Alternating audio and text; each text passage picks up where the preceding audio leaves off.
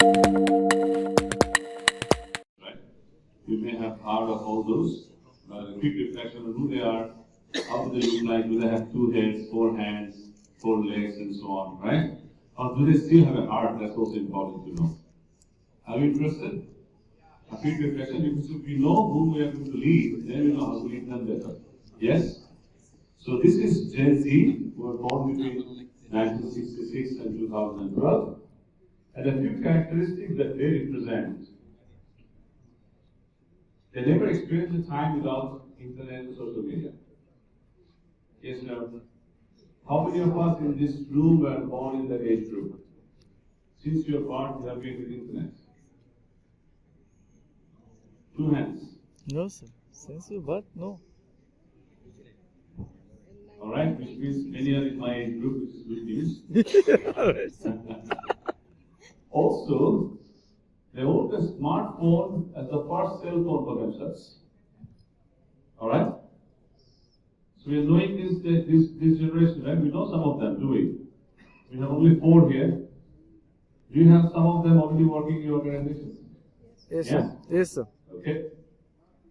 Also, they became aware of social, economic, and environmental issues across the world, which we were not aware of in our age. Agreed? Yeah? So they know about what's happening across the globe since their childhood. And there was shows on streaming services. And many of us had the experience of going to a cinema hall, buy the ticket, standing in a long queue, right? Yes, sir. And where did they watch all the cinemas? In the palm top, right? Online, streaming. They became highly independent. As Mr. Kasid was mentioning a few minutes back, they don't love to be led. But I keep thinking whether they don't want us to lead them or they don't want us to manage them. I mean, to me, the second one is more true, that they don't want to be managed. They love leading, they love leadership, they want to talk to the CEO every day. Integrates activism and social justice as part of their daily life. So they also understand what kind of social actions, movements are happening across the world. I have seen my own son studying World War II in his grade 9. Right? How many of us studied World War II in our entire education life? Probably none of us. At least in business I did not. Right? So the next is the millennials, who are large majority today in many organizations. Have we met some of them? Asif bhai, we met some of them for sure, and having an interesting time with them. Okay? So few common characteristics of them are, they saw many different technologies being developed in their time, and they became popular and then turned obsolete. They have seen many things coming and many things also going. Okay, this is that generation, the millennials. They experienced pressure to attend college. How many of you had that? With helicopter parents, You know the helicopter parents? Yes, sir. Who go around your neck and say, Many of us had that. How many of you had that? Please raise your hand. And be happy that you had a parent like that. Right, sir. Okay? And they watch shows on television. Yes. Which of course many of us also did in our generation. Yes, sir. They saw the creation of social media. It was created in front of them. Yes. And they became highly collaborative. People collaborate more when they're under pressure. Do you agree? Yeah? And they became invested in activist causes in their free time. So they only took interest in social things when they were little free. Not like the Gen Z. Next one is Generation X. Many of us belong to this category. How many of us? Please raise your proud hands.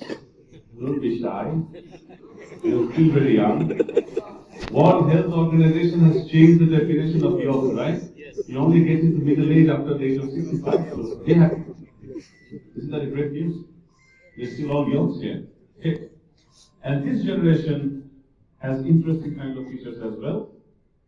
They are big spenders and possesses purchasing power when it comes to higher-end purchases. This is the generation which has the money, right? They wanted to buy big televisions, right? Big screen, theater at home, all those luxury. They felt luxury with all those. And they are more diverse than any previous generation as a result of immigration, and growing female workforce. Have we seen more female workforce growing in our times? Generation X? Yes, no? Was it easy to accept? No. Thank you. Let's be honest. Right. Right? Being honest and being self-aware of where we stand today is the first step of development. And if we have denial, we will go nowhere. We did struggle to accept that. Let us look away.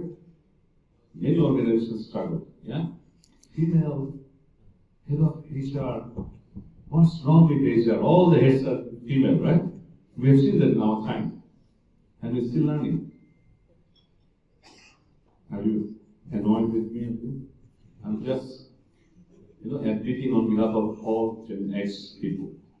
And they're also tech savvy, having built a bridge from analog to digital. So we have slowly got into this, technology kind of age, and we started picking up a few things. We have seen the Amazons and the YouTubes, the Facebooks being born in our time. And we were wondering, what are those, right? Why people need to spend so much time there?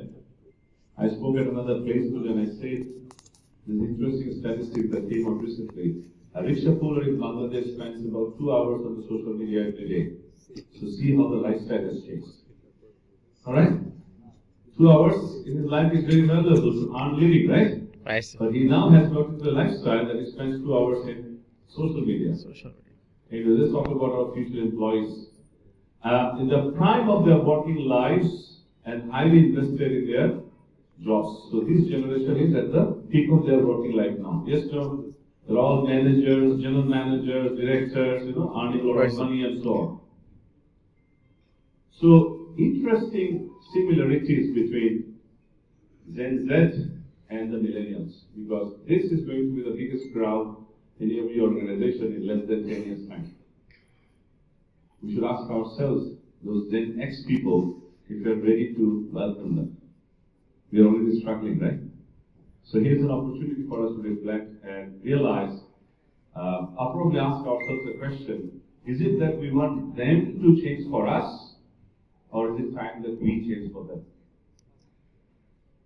How many of you are with the second one, Gen X, that we need to change to match them? Look at these very shy Gen X people. They don't want to change, right? They want the world to change. If they are majority, Right. it's better that we change to match them. Yes, no? Yes. Otherwise, not them, we become misfits. Agreed? How many of you honestly think here that this new generation are those who can actually choose their leaders?